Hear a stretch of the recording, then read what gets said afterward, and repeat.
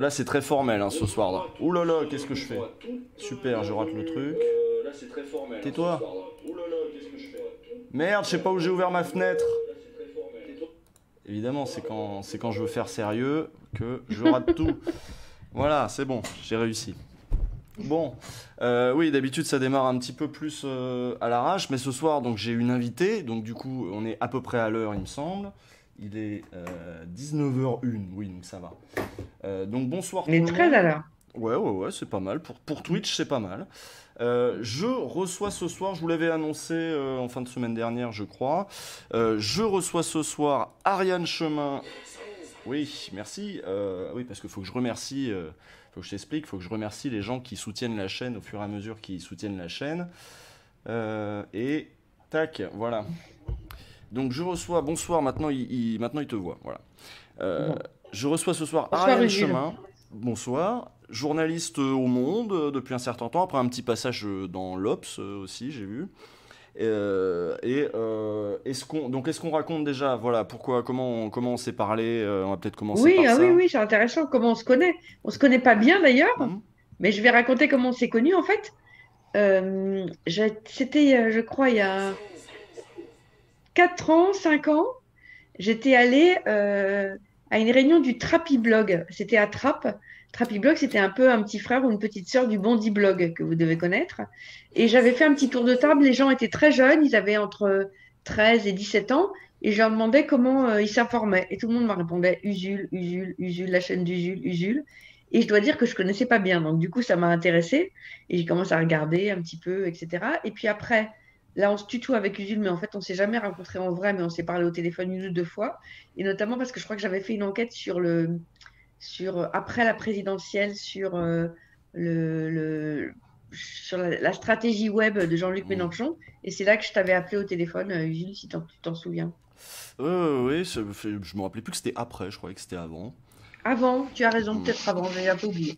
Mais c'est entre-temps qu'on a beaucoup entendu parler de toi, donc pour les internautes voilà, qui te resitueraient pas, c'est le truc qu'on va sortir tout de suite, c'est l'affaire Benalla. Euh, Oui, c'est oui, ben oui, maintenant c'est comme un petit c'est le fait sparadrap d'armes. comme le capitaine Haddock sur mon front. Oui, c'est ça. Il faut avoir un gros coup comme ça, on le porte comme une légion d'honneur après, le gros coup.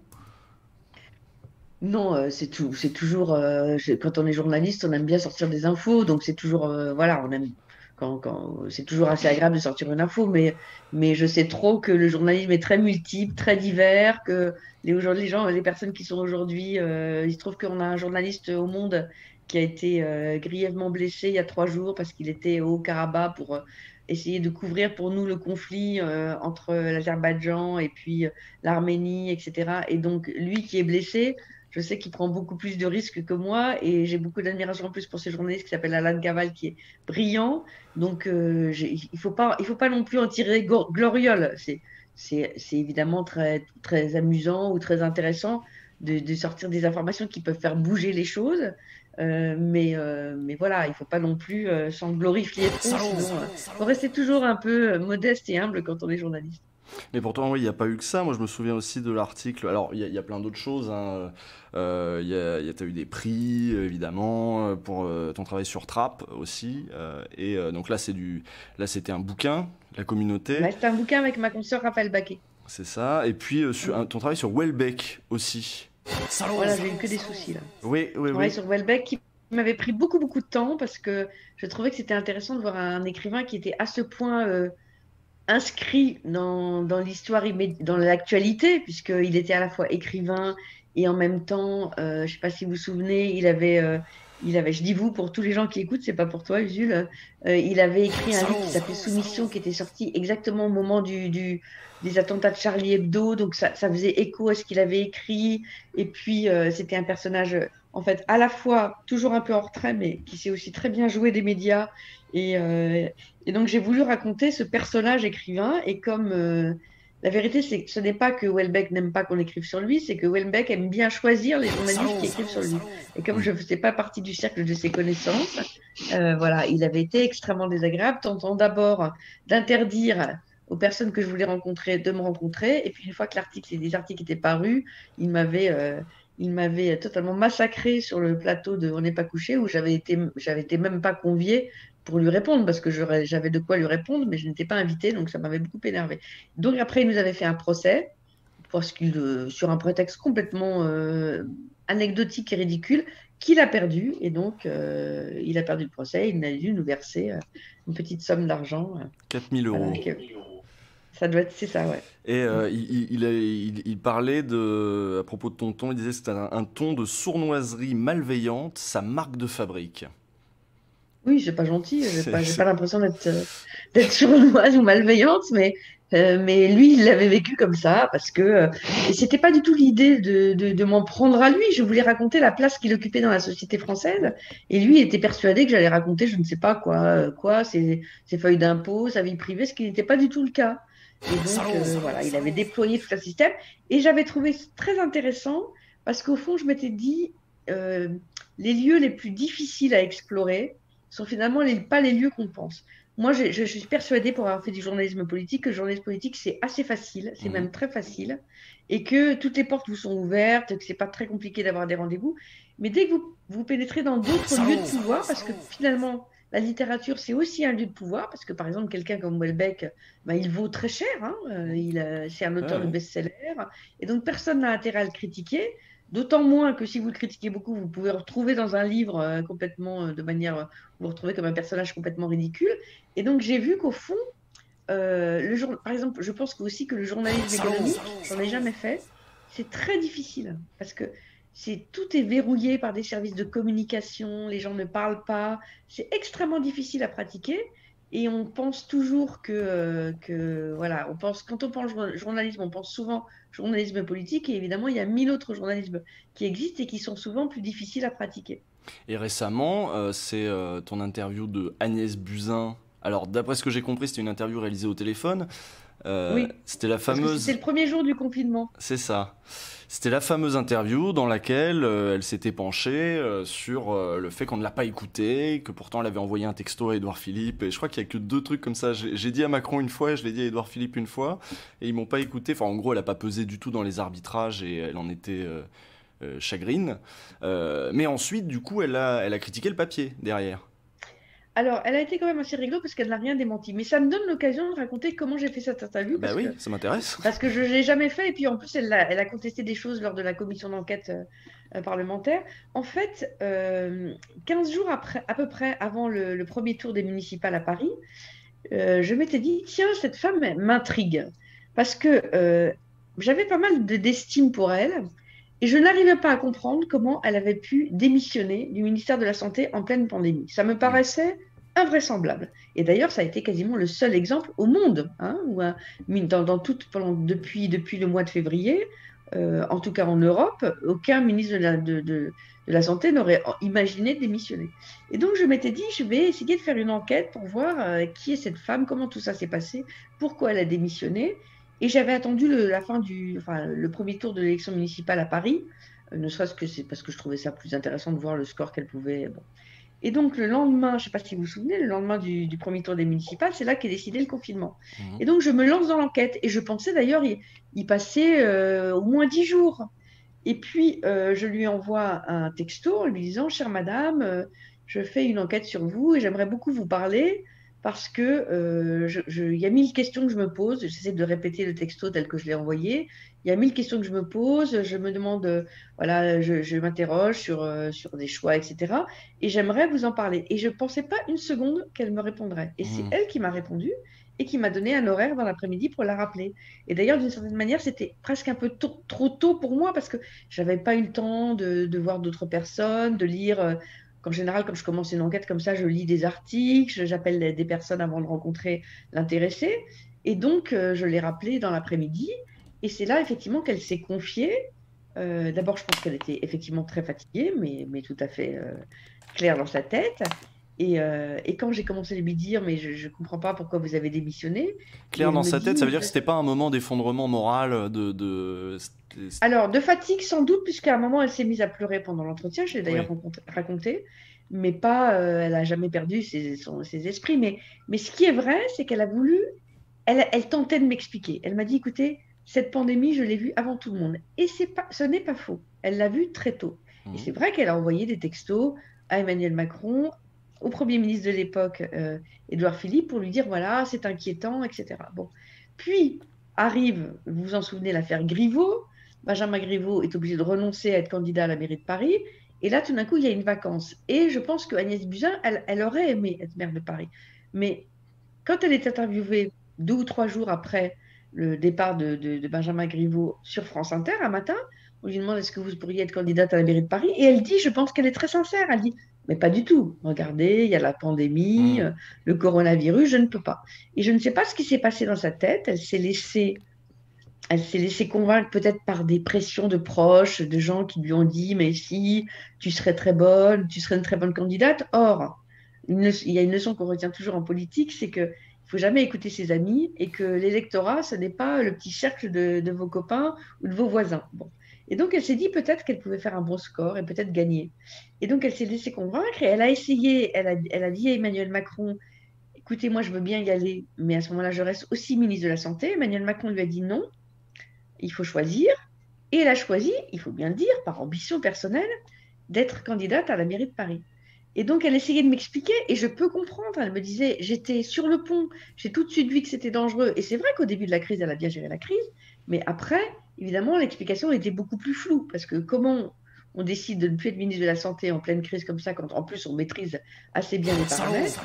Et voilà. Et donc, le lendemain, j'ai écrit l'article, et ça n'était pas du tout off, parce qu'elle savait pertinemment. Mhm. Je lui ai dit par texto que ce serait publié le lendemain. Pas une seconde, y compris quand je lui ai dit que ce serait publié le lendemain, elle m'a dit tout ça a été off, etc. Jamais. Et donc, je l'ai publié. Et c'est vrai que ça fait un petit traumatisme, enfin, ça crée un petit traumatisme politique parce que tout d'un coup, les gens ne comprenaient rien. Déjà, ils étaient un peu bousculés et étonnés qu'on ait pu leur conseiller d'aller voter. Et je ne sais pas si vous vous souvenez, le premier tour de la campagne municipale, à peu près une semaine après, c'est là que débute toute la série de cas de Covid un peu partout. Et donc, personne ne comprenait plus comment, avec 15 jours de recul, le gouvernement avait pu dire aux Français d'aller voter. Voilà. Ils ont trouvé ça imprudent, plus la démission d'Agnès Buzyn. Voilà. Et donc, là où elle a été très réglo, c'est que jamais elle n'a démenti les propos qu'elle m'a tenus. Et d'ailleurs, elle aurait eu du mal, parce que je sais quand même très, très pertinemment ce qu'elle m'a dit. Je prenais des notes très serrées. Voilà. Et en revanche, après, elle a essayé de dire que je l'avais piégée. La vérité, c'est que je ne l'ai pas piégée. Elle me l'a dit elle-même au téléphone, je n'aurais pas dû vous répondre. Mais non seulement elle m'a répondu, mais elle m'a demandé de lui répondre. Voilà, donc voilà l'histoire, qui n'a rien d'extraordinaire, Ouais, mais ouais. ça me donne l'occasion d'en reparler brièvement pour savoir dans quelles conditions ça s'est fait, mais je récuse totalement le terme de piège. Donc, il y a peut-être le terme, on peut revenir sur le terme de. Alors, attendez, parce que là, le chat, je ne peux pas couper les notifs maintenant, ça fait des petits bruits, ça va se calmer au bout d'un moment. Désolé. Mais oui, le chat a peut-être pas le terme de off. Est-ce qu'on peut revenir sur le off? Oui. Comment on gère Alors, qu'est-ce ça, que le c'est le off? off? Le off, c'est quand quelqu'un dit, voilà, vous appelez, imaginons que j'appelle, euh, je sais pas, un avocat, un procureur, un politique, voilà, et je dis, écoutez, voilà, j'ai tel doute sur, est-ce que vous pourriez me parler? Il me dit, non, je ne peux pas vous parler, je ne veux pas que vous me citiez, mais si vous voulez que je vous confirme cette information, je vous la confirme, mais en off. Ça veut dire que je ne vais pas citer la personne. Hmm. Elle va m'aider dans mon enquête, mais je ne vais pas la citer parce que je lui ai promis que je ne la citerai pas. Et ça, c'est un terme évidemment hérité du journalisme, importé du journalisme américain. Off the record, ça veut dire ça n'est pas enregistré, c'est hors de ce qu'on a pu entendre. Et c'est une pratique. Alors évidemment que souvent les gens qui n'ont pas pratiqué le journalisme disent mais c'est pas possible, rien ne devrait être off, etc. Oui. Mais à ce moment-là, c'est très compliqué de faire des enquêtes. Hein. Bah, le secret des sources, en fait, derrière Le aussi. secret des sources, si vous grillez une source, elle ne vous parlera plus jamais. Il faut que les sources vous fassent confiance. Si les gens sont capables de vous dire c'est off, c'est qu'ils savent qu'ils peuvent vous faire confiance. Mhm. Oui, oui, j'explique souvent ici, on fait parfois des lectures, par exemple du Canard enchaîné ou d'articles aussi, voilà, du Monde, où c'est l'entourage de Macron, un conseiller, voilà, comment on peut se cacher aussi derrière, faire sortir des trucs qu'on pourrait pas faire sortir sous son propre nom. Mais les faire sortir quand même, parce qu'à un moment, dans le rapport de force politique, même dans les jeux internes, ça peut être intéressant que cette info sorte là. Et moi, je me posais la question, par exemple, pour l'affaire Benalla. Alors, le secret des sources, c'est au cœur de l'affaire Benalla, que ce soit pour Le Monde comme pour Mediapart. À un moment, il s'agit d'arbitrer dans des trucs comme ça. Bon, on resitue l'affaire Benalla. D'abord, il y a les images filmées par Taha Bouafs, place de la Contrescarpe, les images de Benalla qui malmène un manifestant alors qu'il n'est pas assermenté, on va dire, pour le faire. D'abord, il y a les images, mais le gros coup, c'est pas les images, c'est le moment où on révèle qui est ce mec que pourtant tout le monde avait vu s'il avait vu les vidéos de Taha Bouafs. Ça, pareil, c'est quelqu'un qui te dit ça. C'est beaucoup plus compliqué que ça, mais Ouais. c'est intéressant que vous parliez de la vidéo, parce qu'effectivement, Taha Bouafs, il filme. D'abord, je tiens à préciser, parce qu'on se trompe toujours, qu'il ne s'agit pas de manifestants. C'est un couple, ça a été avéré, Ah oui. on l'a toujours écrit comme ça dans le monde, c'est un couple qui se trouve là par hasard. Ils jettent des bouteilles de bière et un cendrier sur les forces de l'ordre. Ils n'avaient pas à le faire. Ils sont condamnés pour ça. Ils ont comparu et ils ont reconnu qu'ils n'avaient pas jeté des bouteilles de bière et ils ont payé l'amende. Voilà. Mais ils ne sont pas là, ce ne sont pas des manifestants. En revanche, ce que filme Taha Bouafs, il filme ce qu'il croit être une violence policière, puisqu'il pense que c'est un policier. Et quand il le poste le soir même sur les réseaux sociaux, à la fois sur son compte Twitter, je ne sais pas s'il a posté sur son compte Facebook, mais j'imagine, mais ça tourne très vite sur le net, tout le monde pense que c'est une violence policière. Et ça reste dans l'esprit des gens pendant 2 mois et demi comme une violence policière, puisqu'on ne connaît pas l'identité de ce policier. Et d'ailleurs, Taha Bouafs, il aimerait bien qu'on le retrouve, le policier, parce que quand il fait son tweet, il dit « Regardez-le, retrouvez-le », et il pense que c'est un policier. Donc, il le dit dans en la fait, vidéo, il dit « Regardez son visage, regardez son visage ». Exactement, ce sont exactement ces mots. Regardez son visage, regardez son visage. Et donc, l'affaire s'arrête là. Parce que, d'une certaine manière, Taha Bouafs, qui à l'époque est encore un militant de la France Insoumise et n'est pas encore le journaliste qu'il est aujourd'hui, il aimerait il fait un peu avant l'heure, d'une certaine manière, il fait un peu du David Dufresne, c'est-à-dire qu'il filme la violence policière, plus exactement, David Dufresne, il recueille les violences policières, et c'est un journalisme qui a toute sa part et qui est très intéressant. Ce qu'a fait David Dufresne, c'est un travail très intéressant. Mais là, pendant 2 mois et demi, en fait, l'affaire, la vidéo, elle tourne, mais elle ne produit rien, puisqu'on ne sait pas, qui est le policier s'ils avaient été un policier, et deuxièmement, tout le monde ignore que ce n'est pas un policier, mais le conseiller d'Emmanuel Macron. Donc c'est là que les choses sont complémentaires. C'est le monde qui va révéler que ce policier qu'on voit sur la vidéo de Taha Bouafs, mais qu'on voit sur d'autres vidéos, parce que moi j'ai regardé toutes les vidéos, aux Tuileries. Eh bien, cet homme-là, oui, aux Tuileries, là, ça c'est Mediapart qui après a sorti les vidéos des Tuileries, c'est un conseiller d'Emmanuel Macron qui n'avait pas apporté l'uniforme, et c'est là où l'affaire devient une affaire politique.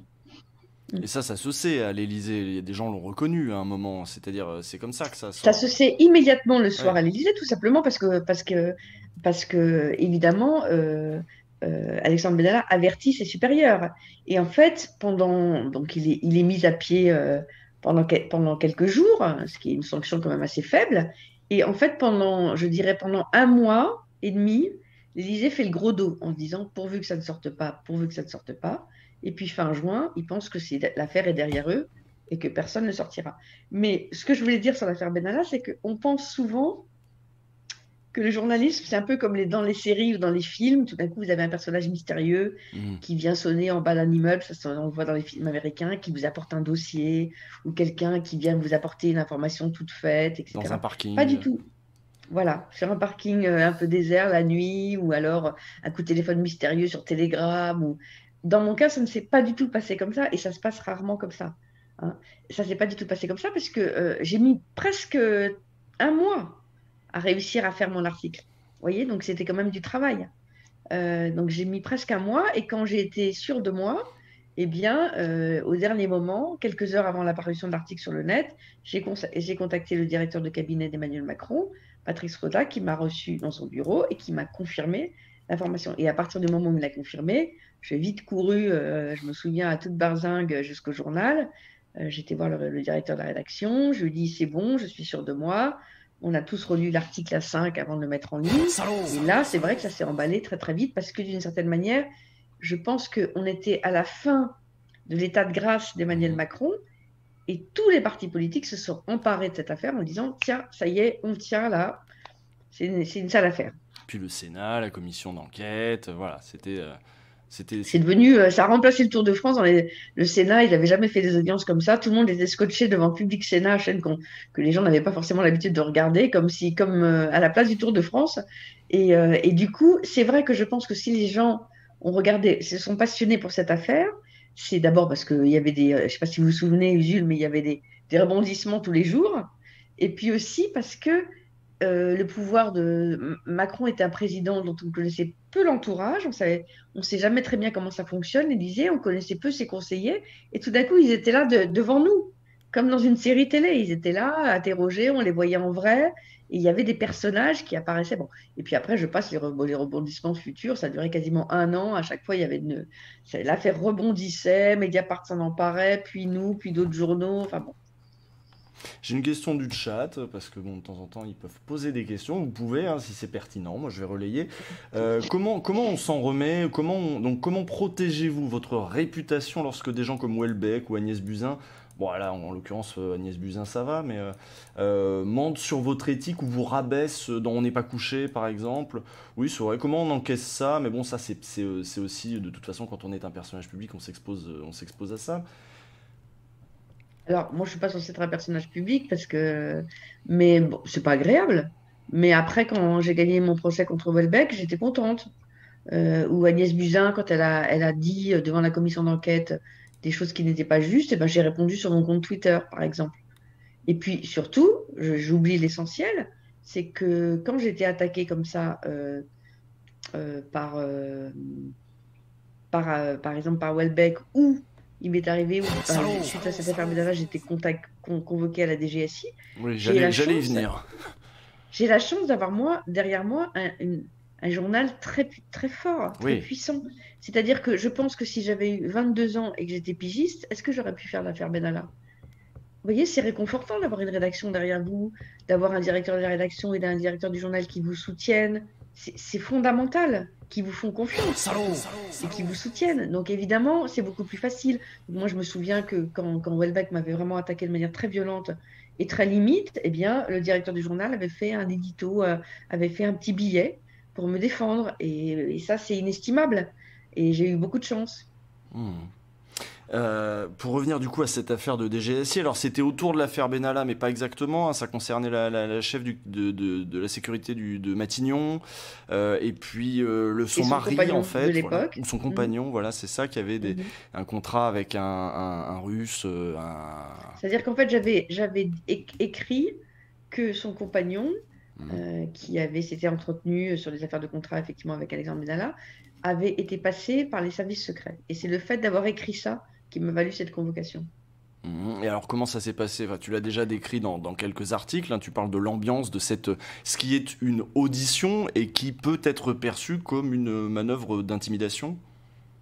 Alors, même chose, je ne vais pas non plus me victimiser, voilà, j'étais pas torturée dans des geôles, donc, Oui. et puis je crois qu'en fait, euh, mon, d'une certaine manière, je ne sais pas si je peux le dire comme ça, mais être journaliste, c'est être curieux. Et moi, il y avait une part d'amusement d'aller voir à quoi ça ressemblait à l'interrogatoire par la DGSI. C'est vrai que par la DGSI, je le regardais un peu presque distancié, comme si j'étais pas moi, vous voyez, avec un œil de journaliste.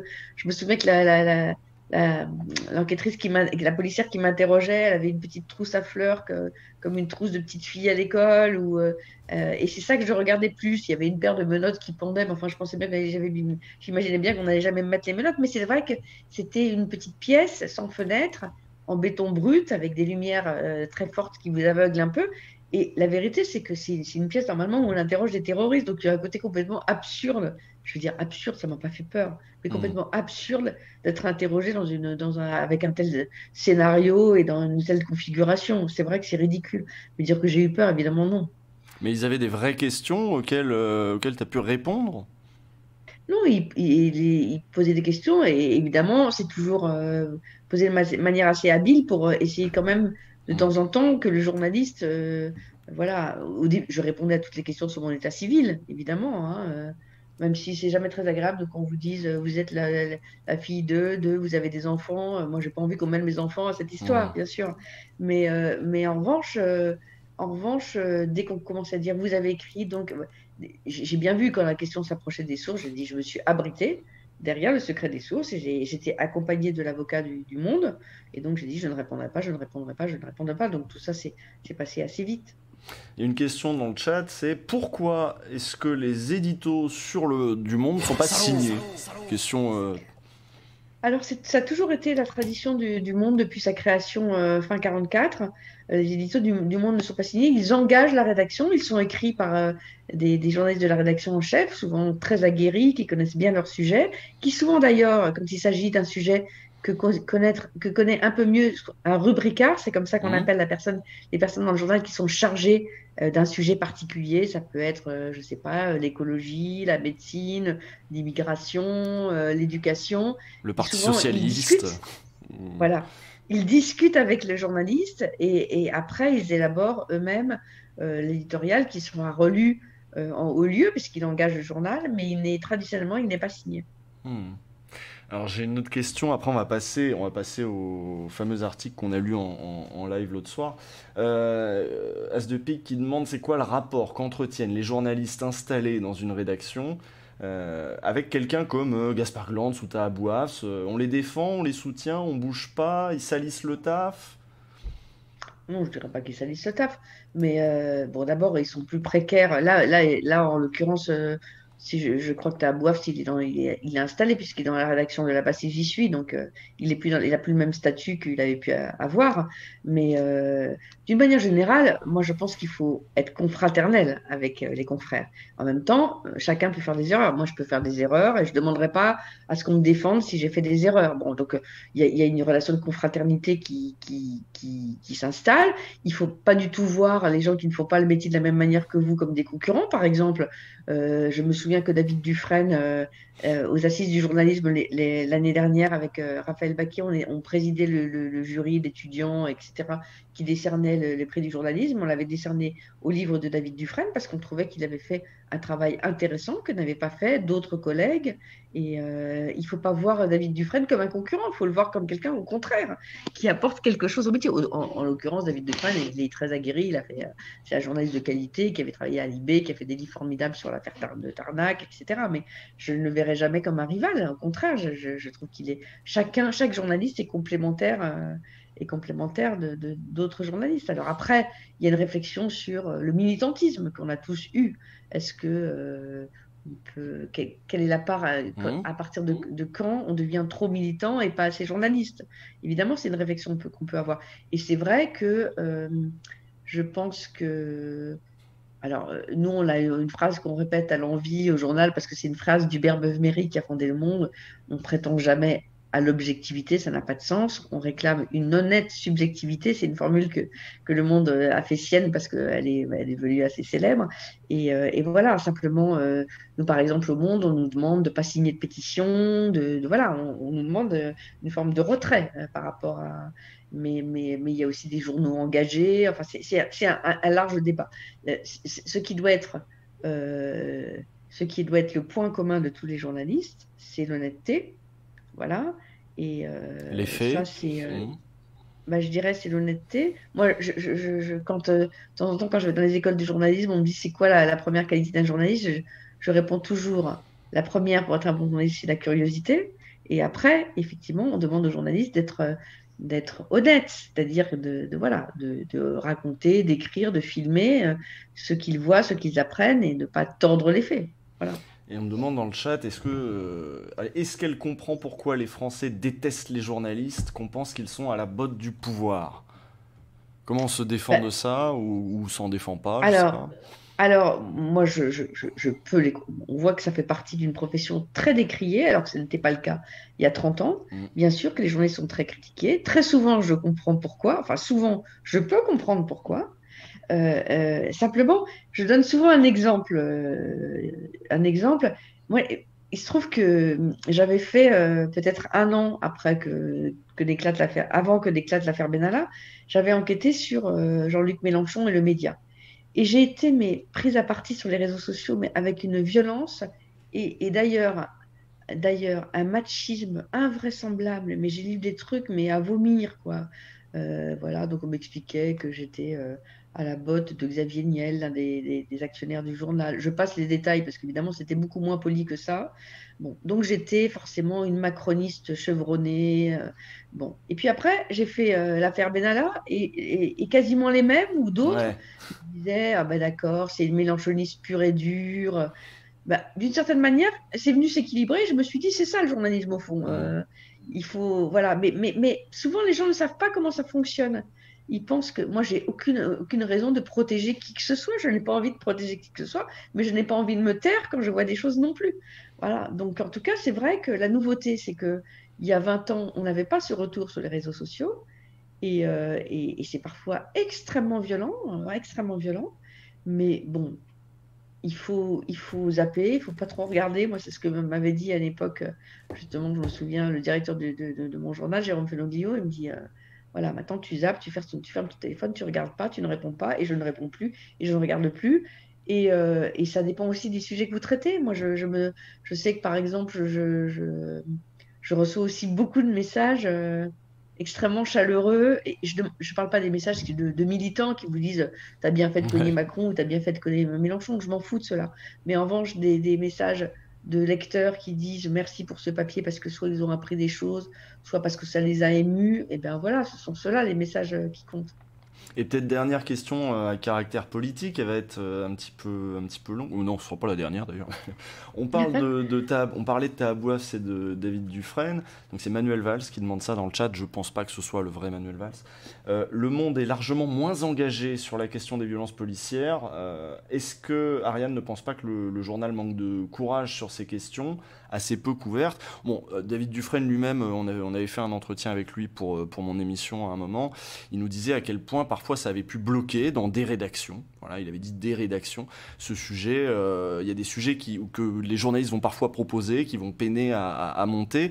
Comment on explique qu'il y a quand même eu un décalage d'un mois entre le moment où les violences policières deviennent manifestes pour l'opinion, parce que les vidéos tournent sur Facebook, l'opinion se dit il est en train de se passer quelque chose, et le moment où les rédactions s'emparent vraiment de ce sujet, peut-être parce que des gens comme David Dufresne ont rendu ça inéluctable.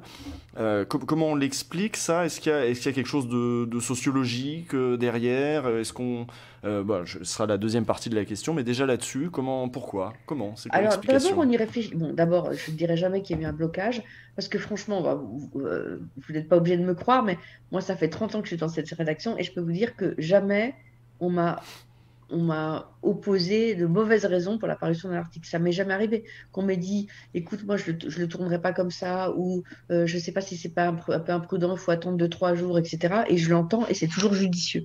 Mais jamais j'ai été censurée de ma vie. Donc, je pourrais, bon, j'ai aucune raison de mentir, c'est la vérité.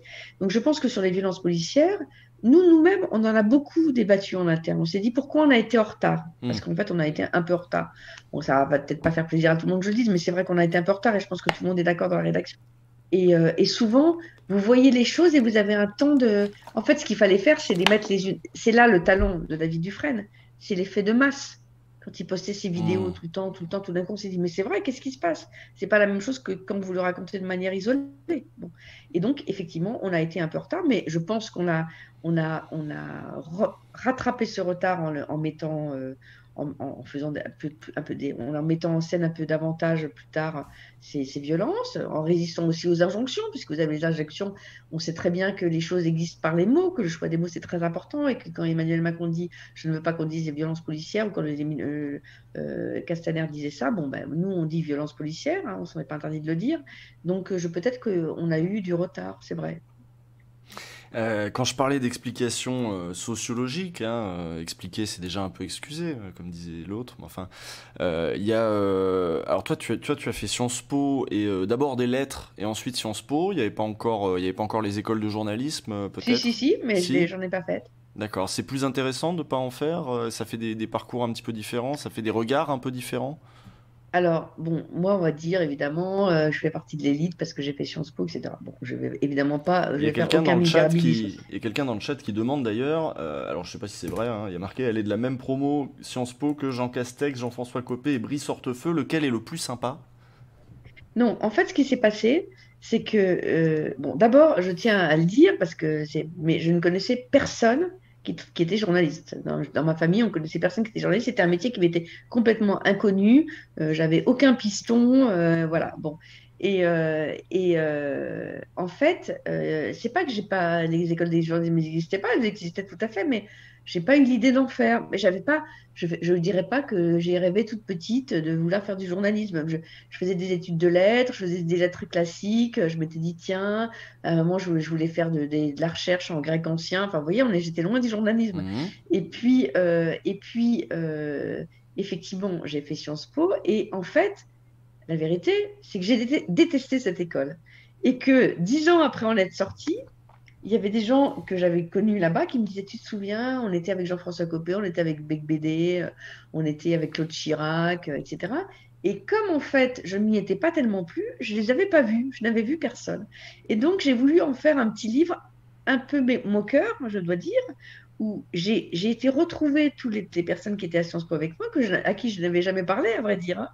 Euh, et j'ai voulu essayer de raconter ces années 80 complètement bizarres, en prenant Sciences Po comme une sorte de lieu fermé. Je me suis dit, je vais raconter les années 80 à Sciences Po. Et c'était assez intéressant parce que c'était les années SIDA, épidémie extrêmement mal gérée par la France, où tout le monde mourait. C'était l'époque où les gens mouraient. Hein. Il y a eu plein d'étudiants qui sont morts à Sciences Po parce que c'était, voilà, la France était très en retard sur les autres pays. C'était les années Tapie, par exemple. Moi, je raconte dans mon petit livre, évidemment de manière consternée, je ne vous cache pas, que Bernard Tapie était invité dans le grand amphi de Sciences Po, ce qui me paraît complètement dingue. C'était l'époque où on ne parlait que de com, donc on avait des cours de communication politique. Et c'est vrai que j'étais je n'ai pas, sans doute peut-être parce qu'avant j'étais une cagneuse et que j'avais peut-être un peu le snobisme des cagneuses, c'est quand vous faites des études de lettres, des prépas Mhm. littéraires Oui, oui. avant. Et j'ai adoré mes 3 années de prépa littéraire. Et c'est vrai que je n'ai pas tellement aimé Sciences Po parce que c'est quand même un monde particulier. Mais donc évidemment, je vais pas pleurnicher, mais tout ça pour dire que d'abord, peut-être que c'était à l'époque plus facile de faire du journalisme sans avoir fait d'école de journalisme. Aujourd'hui, c'est un canal beaucoup plus obligé. Et je dois dire, même si tout le monde va me tomber dessus, que je trouve que c'est un peu uniformisé, qu'on laisse moins leur chance aux gens qui ne sortent pas de ce moule précis, même si, par exemple, au Monde, nous, on a embauché beaucoup de gens en contrat d'apprentissage, dont notamment une brillante journaliste qui a eu le prix Albert Londres l'année dernière. Et donc, il me semble que c'est quand même un peu plus ouvert et qu'on essaye de recruter un peu hors de ce Mhm. cadre, même si dans les écoles de journalisme, il y a des gens qui viennent d'univers très différents aussi. Hein. Et peut-être que ça donne un petit formatage. Alors, en plus, les écoles de journalisme, c'est un peu injuste ce que je dis parce que autant que je pense que pour la presse écrite, c'est bien moins utile, selon moi, que dès lors qu'on fait du journalisme où on a besoin de moyens beaucoup plus techniques, comme la télévision, la radio, etc. On le voit que ce sont des questions qui traversent la rédaction. On le voit dans le film Les gens du monde, par exemple. On voit que ces questions, elles sont évoquées, parfois balayées aussi. Que ces questions oui, d'homogénéité, d'endogamie, juste sociale, quoi, sociologique, quoi, c'est-à-dire devenir surtout des classes moyennes blanches, etc. Il y a quelqu'un dans le chat qui disait, est-ce que c'est pas ça, donc c'est Host Politique, c'est mon collègue, qui disait, le retard sur les violences policières, il s'explique pas aussi avec par cette homogénéité, ce manque de diversité au sein des rédactions. Mais on en est conscient du manque de diversité. D'ailleurs, je crois que dans les gens du monde, je crois que l'une des personnes qui pose cette question, c'est un jeune journaliste très brillant qui s'appelle Nabil Wakim et qui vient justement de publier il y a 2 jours, là, puisque vous en parlez, un petit livre où il s'interroge sur le fait qu'il ne parle pas l'arabe alors qu'il devrait parler l'arabe, il est libanais. Ah Euh, oui, c'est et lui. Hmm. voilà. Et il dit, au fond, qu'est-ce qui s'est passé pour que j'ai toujours voulu ressembler tellement aux autres, ne pas parler arabe devant les autres, au point que j'ai oublié ma propre langue qu'il avait parlé enfant. Et il raconte d'ailleurs des scènes très, très intéressantes et il le fait très gentiment. Il pourrait être beaucoup plus moqueur où il raconte qu'en fait, voilà, on lui parlait de ses racines quand il a rapporté des gâteaux libanais pour faire un pot au journal ou ailleurs d'ailleurs. Et que là, tout d'un coup, ça devenait très folklorique et très intéressant. Et il me semble qu'il en parlait dans Les gens du monde. Et je me souviens aussi que dans Les gens du monde, le réalisateur du film, qui est très subtil, avait film entre deux conversations entre des journalistes. On voit toujours vers 21 h ou 22 h les femmes de ménage qui arrivent et un peu en silence, fatigué, on connaît la vie. Heureusement, je trouve que je pense que au monde, tous les journalistes que je côtoie et je le vois ont tous réussi à tisser des relations avec tout le personnel qui est employé comme ça pour nettoyer les bureaux, etc. Et on connaît leur vie, la lointaine banlieue, le RER, le bus qu'il faut attendre 1 heure, le lever à 5 heures du matin, le coucher à 23 heures ou à minuit. Et il avait eu l'intelligence de filmer ces personnes en fait muettes qui passaient. Je me souviens que ça m'avait Et bouleversée, qui sont des gens du ces monde images aussi, qui sont des gens à du une monde, autre mais qui n'ont pas place. la parole. Mais qui Ouais. n'ont pas la parole. Et il me semble que c'est Nabil Wakim qui parlait justement de ce problème de diversité qui est réel dans toutes les entreprises de presse. Voilà. Donc on essaie de faire des efforts. On va arriver à ce fameux article donc, qu'on avait lu en ligne il y a quelques jours. On peut faire la transition. D'ailleurs, il y a une scène qui est aussi très intéressante dans Les gens du monde. Ce sont les scènes dans lesquelles on cherche un titre. Et on voit comment c'est âpre parfois comme discussion, comment une virgule, comment un point d'exclamation ou non vous change un titre. Voilà. Et ça, c'est toujours intéressant. Et nous, on s'était étonné à la lecture de l'article de voir qu'il avait 2 titres. Il avait un titre papier, Le mystère de la forêt de Retz, donc de Ré, je crois qu'on dit. Donc on revient sur cet article qui était consacré à cette joggeuse. Non, je sais même pas si elle était joggeuse, mais enfin, elle a été retrouvée. Cette femme qui a été retrouvée.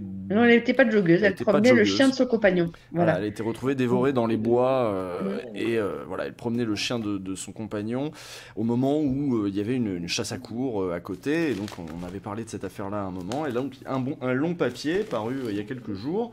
Donc le papier s'appelle Le mystère de la forêt de Ré en version papier, alors que sur internet, sur la version web du truc, il s'appelle, attendez que je retrouve, enfin, ah merde, je l'ai noté, voilà, c'est ça. C'est une très bonne question.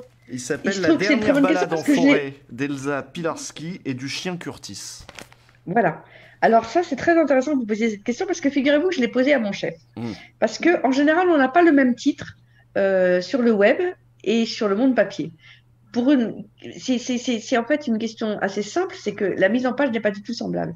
Et je me souviens très bien que mon chef, qui s'appelle Philippe Broussard, je dis qu'est-ce qu'on a mis comme titre pour le papier? Il me dit Le mystère de la forêt de Retz. Et je lui dis mais on comprend rien. Et là il ouvre, enfin il ouvre pas la page parce que c'était pas encore imprimé. Il me montre la maquette, il me dit mais si regarde avec le dessin, on comprend très bien. Et il avait tout à fait raison. Or si vous aviez mis sur le net et sur ce qu'on peut lire sur les iPads, les smartphones, etc., ou sur Facebook, ce titre-là sans dessin immédiatement visible, c'est incompréhensible pour le lecteur. Donc on a mis un titre plus long et plus explicatif pour le web parce qu'on ne voit pas immédiatement le dessin, et on a mis ce titre-là pour le papier. Mais donc c'est une très bonne remarque parce que c'est pensé. Et quant au titre du web, je me souviens que j'avais insisté pour que on ne mette pas, parce qu'il y a eu plusieurs articles déjà qui ont été publiés sur cette affaire, et à chaque fois c'était les chiens de la meute de la chasse à courre et le chien Curtis à égalité, comme si c'était bon. Et moi, je voulais qu'on mette davantage en scène le chien Curtis. Et même, je me souviens que la première version de l'article, ça devait être la dernière promenade d'Elisabeth Pilarski au son des cors de chasse avec son chien. Mais c'était beaucoup trop long. Mais en fait, c'était l'idée, quoi. On pensait que ce qui était intéressant, c'était le bruit de la meute et le chien Curtis qui l'accompagne. Voilà. Donc, tout ça est pensé. C'est pas du tout un hasard. Moi, j'avais formulé une hypothèse, mais du coup, c'est pas ça. Moi, je m'étais dit que c'était pour une histoire d'algorithme Google, l'histoire de quand on recherche Ress, Curtis, qu'on tombe, ou Pilarski, le nom de la victime, du coup, qu'on tombe sur cet article-là pour une histoire de référencement. Je m'étais dit que c'était ça. Ça peut aider, etc. Mais là, en l'occurrence, c'est pas du tout le cas parce que j'étais là au moment où on a bouclé le titre j'ai vu la page, on m'a montré la page et quand je me souviens vraiment de cette question, j'ai dit, mais le mystère de la forêt de Retz, on ne va pas comprendre. Et là, mon chef me montre la page, je dis, regarde avec le dessin, on comprend. Et j'ai dit, oui, super. Voilà. Et alors du coup, pourquoi ce fait divers? Parce que bon, toi, tu sais, toi de la base, c'est journalisme politique et société, c'est-à-dire un journalisme de carnet d'adresses, de gens qu'on, voilà, de coups de fil, de dîner sans doute aussi à Paris. Et là, du coup, bah, il a fallu aller en province, il a fallu Ah non, mais t'exagères, Gilles. D'abord, mettre des bottes. j'ai arrêté le journalisme. J'ai arrêté le journalisme politique en 2002, donc Mhm. voilà, tu vois. J'ai fait des infogénés après, ce qu'on appelle des infogénés, c'est du fait divers.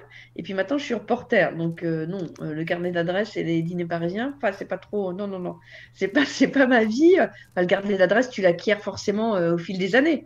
C'est un outil de travail, oui. Mais tu vois, la politique, j'en fais pas tant que ça. Et puis surtout, ce qui me frappe, si tu veux, dans ta formulation, mais c'est intéressant, c'est qu'on a Mhm. l'impression que le journaliste politique, c'est vraiment, ça sent mauvais, c'est honni, les journalistes politiques sont tous des pourris, sont tous des vendus. Mais moi, Oh, je bah, pose la j'ai rien question, dit de tel. d'abord, non, non, mais je pose la question, comment veux-tu faire du journalisme politique sans fréquenter les politiques? Tu sais rien.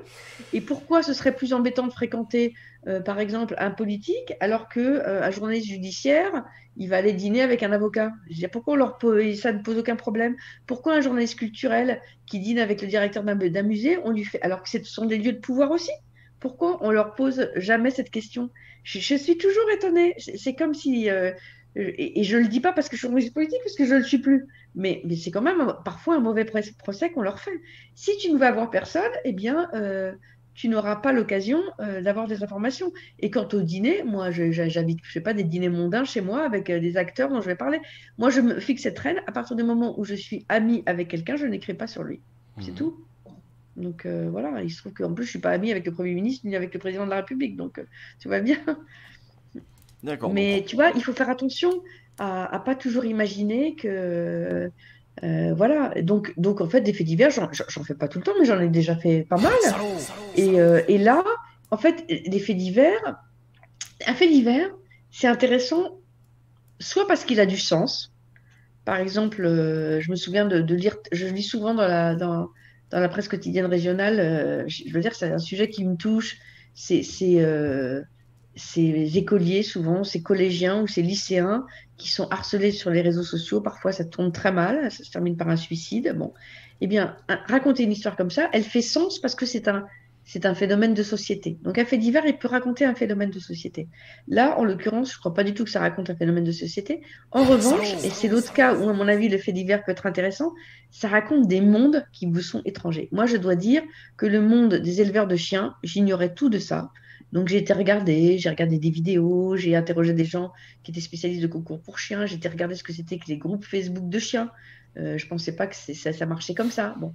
Et le monde de la chasse à courre, je ne le connais pas du tout non plus. J'ai jamais fait une face à chasse à courre de ma vie. Je ne connais pas le monde de la chasse. Et là, même chose, je me suis imprégnée des récits qu'on avait pu faire. On m'a présenté quelqu'un qui était un grand spécialiste de la chasse à courre que j'ai dû appeler 25 fois en écrivant mon papier parce que chaque fois que j'utilisais une expression un peu particulière, je voulais vérifier qu'on disait comme ça. Donc je lui disais, est-ce qu'on dit comme ci ou comme ça? Et il me disait malheureux. Par exemple, je sais, j'ai comme ça que j'ai appris qu'on ne disait pas que les chiens d'une meute aboyaient. On ne dit jamais ça. Il crie. On dit les chiens crient. Et Mhm. je sais, je me souviens que ce monsieur que je connaissais pas, mais qui était un grand spécialiste et fort sympathique, m'a dit, ah non, mais si vous écrivez les chiens aboient, votre papier est disqualifié. Tous les connaisseurs de Ah oui, chasse à courre d'accord. diront, mais qu'est-ce que c'est que cette merde? Vous voyez, donc c'est pour ça qu'il faut passer du temps sur les articles, essayer de vérifier si vous employez le bon terme, etc. Donc ce qui m'a intéressé dans cette histoire, ce sont ces deux mondes et cette histoire finalement où parfois on avait l'impression que les chiens avaient presque plus d'importance que les humains. C'est ça qui m'a intéressé. Puis d'ailleurs, j'ai appris comme ça aussi que, en discutant avec des avocats, que on saisit un chien comme un meuble, alors que je ne pensais pas qu'on pouvait dire ça pour un être vivant.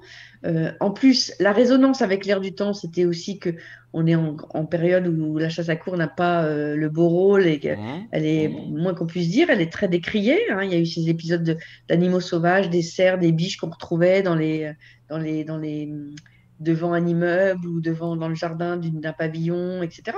Ça soulève beaucoup d'émotions. Et la dernière chose pour laquelle, à mon avis, ce fait divers était intéressant, c'est qu'on en a, en fait, les réseaux sociaux s'en ont emparé, en ont énormément parlé, énormément. Et en fait, bah, nous, on n'en avait jamais parlé dans nos pages. Ah, Et c'était j'ai le trouvé que premier c'était article là-dessus dans Le Monde? Oui, ouais, Parce qu'il y on n'en a, a il pas y a, parlé. Moi j'avais ça du coup dans le chat, parce que j'avais choisi cet article-là, parce que en effet le sujet, pour les mêmes raisons, j'avais défendu la même chose aux gens qui me disaient mais pourquoi les faits divers, machin, j'avais défendu cette idée, oui, de pénétrer dans des mondes. Moi la vénerie, pareil, je connaissais pas plus que l'autre monde qui est celui des chiens d'attaque, auquel, voilà, ce fameux Curtis, donc elle promenait son chien qui lui-même était un molosse avec une gueule énorme dressée pour des jeux d'attaque dont certains interdits en France, c'était pareil, ça je connaissais pas non plus. Donc ça c'était intéressant. Et puis oui, le C'est lien. intéressant. Ouais. Et puis le lien avec les polémiques sur la chasse à courre qu'on connaît maintenant, dont on sait oui que les Français ils sont relativement opposés. Et tu as remarqué le ton. Les pros chasse à courre, les anti chasse à courre, les groupes de chiens, de dressage de chiens, sont des gens qui sont très impliqués, donc très polémiques. Hmm. Ça t'a pas frappé? Moi, ça m'a frappé. Et donc ouais, voilà. L'un des avocats du dossier m'a expliqué que c'est la première fois de sa vie qu'il recevait des menaces de mort. L'avocat de qui du coup? De quel côté? L'avocat, alors c'était l'avocat de la famille d'Elisa Pilarski, de la famille de sa mère. Et mais donc ça permet de pénétrer dans des mondes, mais il y avait toujours, moi j'avais des résistances du coup dans mon chat, le côté sordide, le côté malsain, le côté, oui c'est Oui. ça. Comment on trouve le ton? Est-ce que c'est plus difficile de trouver un ton qui soit digne, respectueux, tout en... C'est difficile, c'est difficile. C'est difficile. Bon, d'abord, le fait de faire des faits divers, c'est beaucoup plus difficile que faire du journalisme politique. Moi, je pourrais en faire les deux, je te le dis, je trouve ça beaucoup plus difficile. Bon, c'est, moi, je trouve que c'est presque le fait divers, c'est presque l'essence du journalisme. Je trouve pas que ce soit un genre qui soit moins noble que d'autres, pas du tout. Mais il y a beaucoup de gens qui le pensent, et notamment beaucoup de lecteurs du Monde, je pense. Il y a des gens qui le pensent. En même temps, c'est intéressant, par exemple, de voir le succès qu'a eu Society cet été avec l'affaire du Dupont de Ligonnès. Je trouve que l'exploit de Society, outre le fait que c'était extrêmement fouillé, bien écrit, bien maîtrisé, écrit comme une série télé, etc., c'est de nous avoir fait revisiter cette affaire. C'est-à-dire que je pense que beaucoup de gens s'étaient arrêtés sur l'affaire Ligonnès en se disant, bon, d'accord, c'est une famille ultra tradie, catho, le mec il est un peu dingue, mais on n'avait pas du tout compris qui, enfin en tout cas moi, Mhm. peut-être que les gens qui avaient lu tous les articles l'avaient compris, mais moi pas parce que j'avais sans doute pas, je ne m'étais pas tellement intéressée à cette histoire, et c'est en lisant que j'ai vu comme ce personnage complexe était incroyablement intéressant, quoi, et glaçant. Mais une personnalité invraisemblable. On découvre le rôle de son meilleur ami, qu'on ignore, enfin que moi j'ignorais. Et c'est en ça que c'était formidablement intéressant. C'est-à-dire que c'est une histoire pas banale. En plus, évidemment, un fait divers Ouais. qui n'est pas clos, puisque on ne sait toujours pas ce qui est devenu Xavier Dupont de Ligonnès. Extrêmement bien raconté. Et je ne crois pas que ce soit un genre inférieur. Alors, c'est drôle parce que moi, j'étais évidemment suspendue à ce truc.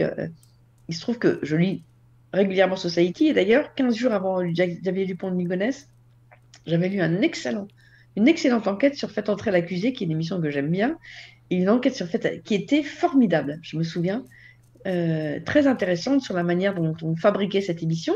Et je me souviens encore du mot de mon kiosquier que je connais très bien parce que j'avais raté à 2 jours près le numéro 2 de Society sur Xavier Dupont de Ligonnès. Enfin, plus exactement, j'ai dû attendre 2 jours avant de pouvoir le lire.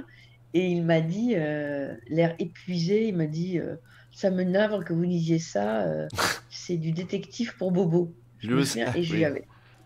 et je lui avais dit, mais pas du tout, je suis pas du tout d'accord avec vous, c'est pas du tout des détectives pour Beauvais, mais je me souviens de la formule. Donc il y a certaines personnes qui pensent que on se donne des frissons en lisant un fait divers, mais non, c'est ça l'essence du journalisme. Le fait divers, pour moi, il n'est pas moins noble que celui qui fait, évidemment c'est très difficile aussi, qui raconte les relations diplomatiques entre pays, ou celui qui fait du journalisme scientifique, c'est très difficile aussi. Mais voilà, il faut de tout pour faire du journalisme. Et fait entrer l'accusé aussi, oui. L'article revient, on en parlait tout à l'heure avant, en off. L'article revient sur la difficulté qu'a eu l'équipe de Fait entrer l'accusé à monter ce projet, parce que cette hiérarchie de le fait divers c'est sale, le fait divers ça rabaisse le journaliste et ça rabaisse le lecteur, hein, dans cette anecdote du kiosquier qui dit oh non pas vous. Ben oui. Mais oui, non, non, mais j'avais été très choquée. Je lui avais dit, mais j'étais presque un peu vexée. J'ai dit, mais je suis pas derrière. Oh, non, du coup, non, mais le kiosquier, il est archi sympa. On avait discuté longuement justement de ça. Hmm. Alors, Et on je va... lui avais dit à peu près ce que je viens de vous dire. J'étais pas d'accord avec lui. Très fatigué, il levait les yeux au ciel. Alors non, pitié, pas society. Je dis, mais je suis pas d'accord avec vous. Hmm. Ah, mais moi aussi, j'étais allé chercher les numéros à leur sortie, Mm. comme un bon bobo aussi, hein, parce qu'il y avait gros carton hein, quand même, et tous mes amis l'avaient, quoi. C'était terrible. Mm. Euh, on va terminer sur des questions très... on va revenir au monde et à où on en est maintenant. Où on en est maintenant, par exemple, dans l'actionnariat, parce qu'il y avait Kretinsky, pas Kretinsky, il y avait... en ce moment, il y a le projet de Julia Cagé aussi, maintenant, qui est à la tête de la société des lecteurs, je crois, du Monde, qui Ah, voudrait... je vais pas être très bonne Ah, hein, là-dessus. Hein. Oh là là, non, surtout j'ai très peur de dire des bêtises parce que je suis pas très au fait sur l'arrivée de Kretinsky, je suis incapable de vous dire, hein, mais c'est pas que je me défile, mais c'est que je ne sais pas. Et sur le projet de Julia Cagé, je suis pas très au point non plus, mais je me demande si vous en savez pas plus que moi. Mais allez-y, Jules. ah non, mais moi j'ai le chat, moi, qui me dit il faut parler de ça, quoi. C'est le Monde, Mm. Xavier Niel, oui, bon, il n'y a plus Pierre Berger maintenant, mais Kretinsky, Pigasse. Voilà, Bah, Pigasse, il est parti. Hein. Pigasse est parti. Comment s'est vécu Mm. du coup ces changements à l'intérieur du Monde et au moment où Libé, la question se pose, Mediapart a sanctuarisé son capital pour ne pas pouvoir être racheté, donc via une fondation pour les libertés de la presse, etc. C'est des questions qui traversent le monde aussi. Bah, on en parle beaucoup parce que Mhm. l'indépendance, c'est quand même très important pour notre groupe. Hein. On voit bien que quand on travaille pour Bernard Arnault, c'est pas la même chose que de travailler pour un média libre et indépendant. On le sait. Hein. Bon, alors nous, voilà. Donc, on est très vigilants. On est très vigilants. Euh, on, on- on veille. Et le directeur du Monde et le directeur de la rédaction veillent à ce qu'il n'y ait aucune interférence. Moi, quand on me dit qu'on nous tient la plume et que je cite souvent cet exemple qui m'avait quand même assez fasciné, c'est que je me souviens très bien quand Mathieu Pigaz avait racheté Le Monde, à l'époque, il y avait quand même plutôt envie de faire la campagne de Dominique Strauss-Kahn. Bon. Et qui a quand même, je pense, surcouvert cette affaire Strauss-Kahn. Et d'ailleurs, je le sais d'autant plus que j'étais mise en examen pour avoir publié des procès-verbaux, etc. Ben, c'est Le Monde. Donc, je ne vois pas comment Mathieu Pigasse nous a empêché d'écrire ce qu'on voulait sur Dominique Strauss-Kahn, par exemple. Hein. Je cite cet exemple parce qu'il y a aussi beaucoup de fantasmes, etc. Donc, évidemment que je ne suis pas naïve. Évidemment qu'il faut être vigilante à tous les moments. Évidemment. Mais regardez, Xavier Niel, c'est l'ami d'Emmanuel Macron. Est-ce que c'est pour ça que Le Monde n'a pas sorti l'affaire Benalla? Ben non. Vous imaginez bien que Xavier Niel, il a découvert l'affaire Benalla comme n'importe quel lecteur. Je le sais puisque je l'ai écrit, je sais quand on l'a publié, etc. Et je sais que je n'ai jamais eu une seule pression dans cette affaire. Jamais. Hmm. Donc voilà ce que je peux dire comme journaliste de base. Moi, je ne suis pas dans la direction, je ne connais pas les actionnaires. Voilà. Donc, D'accord. Ouais, non, mais de toute façon, c'est toujours plus compliqué que ça. C'est rarement le coup de fil, quoi. C'est des choses. Par exemple, si Mathieu Pigasse avait nourri à un moment le projet, en tout cas, ça s'est dit, ça s'est écrit, avait nourri le projet d'une candidature à la Macron avant Macron. mais c'est tout à fait vrai. Et la personne qui a raconté ça, c'est une formidable journaliste qui s'appelle Sophie Desdésert, qui avait raconté ça dans une longue enquête dans Vanity Fair. Je dois dire que j'ignorais totalement cet épisode. Elle avait raconté comment, au fond, il aurait voulu être une sorte de Macron de gauche et qu'il était. Je me souviens déjà qu'il avait. Tu me dis si tu me corriges si je me trompe, mais qu'il avait déjà créé, il avait le nom de son parti, etc. Et que en fait, il s'est fait griller la politesse Ouais. par Macron. Hmm. Et c'est tout à fait vrai. J'avais lu cette enquête avec passion parce que j'ignorais tout de tout ça. Mais oui, là, évidemment, bah, ça aurait été impossible. Mais voilà. Donc, qu'il y ait pensé. De toute façon, je me souviens que je m'étais fait allumer par arrêt sur image parce que Daniel Schneiderman m'avait invité et il m'avait dit pourquoi est-ce que Xavier Niel a racheté Le Monde. Et je dois dire que j'étais restée. Je ne savais pas quoi répondre parce que j'avais pas préparé la question et puis peut-être parce que c'est toujours gênant de parler de son actionnaire, bon, etc. Mais en fait, j'avais pas tellement d'idées préconçues. Et maintenant, si au risque de déplaire à Xavier Niel, et pour être très franche, D'abord, vous rentrez dans le capital d'un journal parce que, pour des raisons aussi simples que de pouvoir. Parce que, du coup, il était reçu à l'Élysée. Est-ce que Xavier Niel était reçu à l'Élysée avant de racheter le Monde? Je suis pas sûre. Voilà. Donc là, je vais être très franche. Ça va pas faire plaisir à Xavier Niel, mais je vous le dis puisque vous me posez la question. Vous voyez? Oui, non, mais ça, c'est ça, On c'est. s'achète de l'influence et un peu de pouvoir. Donc, le rôle de la Société des rédacteurs, qui est très puissante au Monde, présidée désormais par Raphaël Baquet, le rôle du directeur du Monde et le rôle du directeur de la rédaction, c'est d'être très vigilant et de faire en sorte qu'il n'y ait pas d'interférence voilà.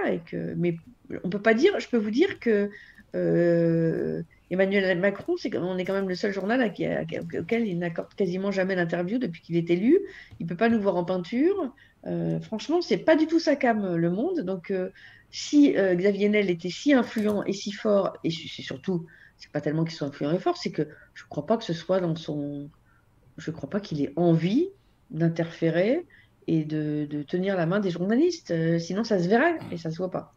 Oui, c'est ça, c'est-à-dire que ça a été pas mal expliqué. Il y en a dans le chat qui disent, bon, qui comprennent pas du coup ce truc c'est pas qu'il achète aussi pour avoir du pouvoir, c'est aussi qu'il a acheté ça pour avoir de la respectabilité. Faut pas oublier que c'est. Oui, mais ça n'est pas faux. Ça n'est pas faux. Je Xavier pense Niel, qu'on achète. c'est un nouveau riche qui a fait sa fortune de manière peu conventionnelle au début et qui s'est frayé son chemin dans la bourgeoisie française avec fracas. Et une fois que voilà, il se pose dans la place de Paris en étant un des actionnaires du Monde, ça l'installe considérablement. C'est vrai. C'est à peu près ce que je vous ai dit. Alors moi, je l'ai dit moins bien en disant, ça lui permet de traverser la cour de l'Élysée. C'est ça. Ouais, ouais, ouais, C'est vrai. Bon, mais voilà. Et vous voyez que le journal est un journal. Je vous le dis. Moi, je suis quand même salarié de Xavier Niel. Je vous le dis quand même. Donc, je crois pas que je vais recevoir 3 coups de bâton demain parce que je vous l'ai dit. Enfin, j'espère, mais non. Moi, franchement, j'ai toujours eu un sentiment de grande liberté en travaillant au Monde. Bah, j'ai deux dernières questions, parce que bon, ça va faire 1 heure. Est-ce que le monde, c'est. Non, d'abord le paysage médiatique, parce que là, on a parlé de Xavier Niel, il y en a un que je trouve encore plus inquiétant, moi c'est Bolloré, évidemment, qui multiplie les mouvements, y compris hostiles à l'égard de Lagardère, parce qu'il aimerait bien avoir Europe 1 en plus, et qui a la main mise sur le groupe Canal, sur CNews, etc. Et qui a un vrai pouvoir de pollution sur le débat public français. Est-ce que tu en as la même lecture? Moi, j'étais très frappée par l'ambiance de cette rentrée en septembre. Mmh. Je me souviens qu'il y a 4 ou 5 ans, ce qui m'avait frappé, mais c'est déjà loin, c'est quand tous les plateaux télé s'étaient ouverts à des journalistes qui sont des journalistes d'extrême droite. Bon. Et que ça ne gênait personne. Bon.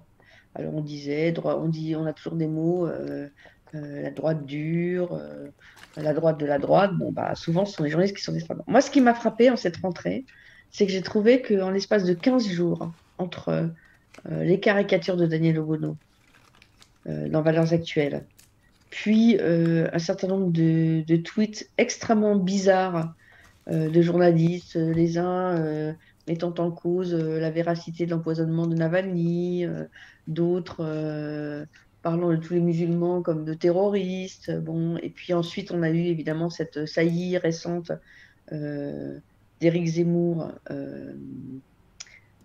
sur CNews. Oui, ça m'inquiète parce que j'ai l'impression qu'au fond, ça interpelle de moins en moins. Et donc, c'est vrai que ce climat mais m'obsède, quoi. Mmh. M'obsède, je suis sidérée, quoi. J'observe ce languissement avec effroi et, et voilà, les changements de paradigme, etc. Et c'est vrai que ça me fait très, très peur. Très peur. Est-ce que c'est partagé autour de toi? C'est-à-dire, ça obsède la profession ou c'est à titre tout à fait personnel? Ben, au fond, en fait, il y a des petites digues qui sautent et puis on s'en aperçoit pas. Par exemple, des journalistes qui quittent des hebdomadaires comme l'Express ou le Point pour aller travailler à Valeurs Actuelles sans que ça leur pose question. Moi, je me dis, il y a 20 ans, ça ne se serait pas produit. Ça n'est pas possible. Tout ne se vaut pas, quoi. Ce sont des petits détails comme ça, mais Mmh. à force de petits détails et de petits glissements, ça crée un climat commence à devenir extrêmement inquiétant. Moi, je pense que moi, je vois les ministres qui s'expriment dans Valeurs Actuelles, alors que Valeurs Actuelles a publié des articles que je trouve à la limite de l'antisémitisme quand il s'agit par exemple de George Soros ou voilà, je trouve que non, non. Bon, évidemment que je ne veux pas dire on va censurer tel titre, on va censurer telle chaîne de télévision, mais il y a des endroits, je pense, où on ne peut plus aller aujourd'hui, je le pense. Mmh. Mais bon, là, ça n'engage que moi. Non, mais il y en a qui feraient le lien avec le sujet d'avant, c'est-à-dire un Zemmour est possible parce qu'un Bolloré peut faire ce gros pôle médiatique au sein duquel, alors Bolloré, lui, il est connu pour lui bel et bien passer des coups de fil, pour le coup. Et c'est lui qui Oui, tenait à Éric Zemmour, etc. c'est pas que je ne veuille pas parler de Bolloré, mais je préfère parler des sujets que je connais bien. J'ai jamais Mhm. enquêté sur Bolloré, donc j'ai pas envie de parler en l'air. En revanche, si vous me faites dire mais l'histoire d'Éric Zemmour, elle est très intéressante. Moi, je me souviens d'avoir fait un grand portrait de lui il y a plus de 5 ans, où déjà, il écrivait des contre-vérités historiques dans des livres publiés par des grands éditeurs, et ça ne gênait personne. Et personne n'osait dire qu'il est d'extrême droite, alors qu'il est à l'extrême droite de l'extrême droite, Éric Zemmour. Et c'est vrai que ça pose une question. Comment peut-il écrire dans un journal qui est quand même très reconnu comme Le Figaro, qui est un journal reconnu, Oui, il y a des gens sérieux conservateur, là-bas. etc., Il et y a que ça ne pose de problème à personne, c'est vrai que ça m'interpelle. C'est vrai que ça m'interpelle. Non, mais je posais la question plus en termes structurels. C'est-à-dire qu'il y a eu des lois pour empêcher la concentration des médias. Il y avait des groupes qui posaient problème. Je pense au groupe Persan à un moment. Et il a fallu lutter concrètement pour que voilà, quelques mains du privé ne puissent pas avoir ce poids-là, in fine, sur le débat public. Il a fallu créer des normes, des lois, interdire. Ce qui serait pas temps aujourd'hui, il n'y a pas d'embryon de réflexion engagé là-dessus, où les journalistes auraient pourtant tout intérêt à préserver leur liberté de travail, ou est-ce qu'ils vont sombrer avec le navire? Ben, nous, c'est ce qu'on fait, le groupe Le Monde, c'est ce qu'on fait au groupe du... Pourquoi est-ce qu'on a créé un groupe? C'est parce que comme ça, on a moins de risques on est plus indépendant, on a moins de risques de faillite. Voilà, nous, dans les nouveaux locaux du Monde, on se retrouve avec Télérama, Courrier International, voilà. On a choisi les gens aussi, voilà, qui appartiennent au groupe. Donc, nous, dans le Monde, on est très vigilants sur les changements de paradigme, de discours. On a toujours pointé ça avec minutie. Voilà. Mais une réflexion, bien sûr qu'il faut des réflexions, mais c'est compliqué. C'est d'autant plus compliqué que on est dans une période très difficile pour la profession journalistique où les embauches sont très rares. Le chômage est très grand. On voit qu'il y a plein de journalistes qui font des études de journalisme mais qui après veulent plus pratiquer. Voilà, vous êtes embauché dans une chaîne et puis il faut avoir du courage hein, pour quitter une rédaction parce que vous n'êtes pas d'accord. Ouais, Et ouais, il faut parfois, il en faut du avoir les courage. moyens, ouais, il faut Parfois, il faut implomber. du courage. Mm. Et alors, dernière question, est-ce que Le Monde, c'est toujours le quotidien de référence? Bon, c'est une expression, Hmm. d'abord, c'est une expression qu'on a employée pour le monde. Euh, c'est pas le monde qui utilise l'expression, c'est l'expression qu'on emploie. Nous, on l'emploie jamais, le Oui, quotidien de référence. On l'emploie du tout pas. Enfin, c'est une expression que. En tout cas, c'est un quotidien qui marche bien. C'est-à-dire qu'on a de plus en plus d'abonnements Internet. C'est un quotidien qui a qui continue à être très lu. Et ça, moi, je n'y connais rien, mais je rends grâce aux dirigeants du monde qui ont su prendre le tournant numérique, qui savent convertir des abonnés, sur le web, on n'est pas seulement lu par le lectorat traditionnel du monde papier, on est lu par des gens plus jeunes, des gens qui n'avaient pas forcément l'habitude de lire le monde. Et ça, c'est évidemment chaque fois que les enquêtes de lectorat et les enquêtes sur le nombre d'abonnements sont publiées depuis déjà presque plusieurs mois, eh bien, on voit que oui, le monde se porte bien et on en est ravi. d'accord. Eh bien, merci pour cet entretien, Ariane Chemin. Et Merci, Usul, de m'avoir invité. bah J'ai de pas pu rien. regarder toutes les réactions, mais je vais pouvoir les regarder maintenant. Oui, oui, oui, vous pouvez remonter le chat là Je vais remonter facilement. le chat tout de suite. Il y a à boire et à manger, il y a un peu de tout.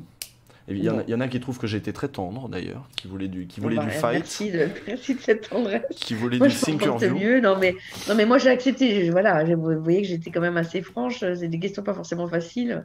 Quand on vous demande de parler de votre actionnaire, c'est pas simple. Bon, bah, je préférais jouer le jeu. Voilà. Non, mais moi, Enfin, l'idée, en tout ouais, cas, j'ai essayé d'être sincère. Voilà. c'était de parler du travail aussi, Voilà. que voilà, il y a Oui. beaucoup de fantasmes aussi autour du journalisme. C'est aussi, il y a voilà, il y a une nébuleuse, voilà, il y a un truc, un brouillard autour de qu'est-ce que c'est que le travail journalistique. Je voulais qu'on reste aussi parfois un peu là-dessus.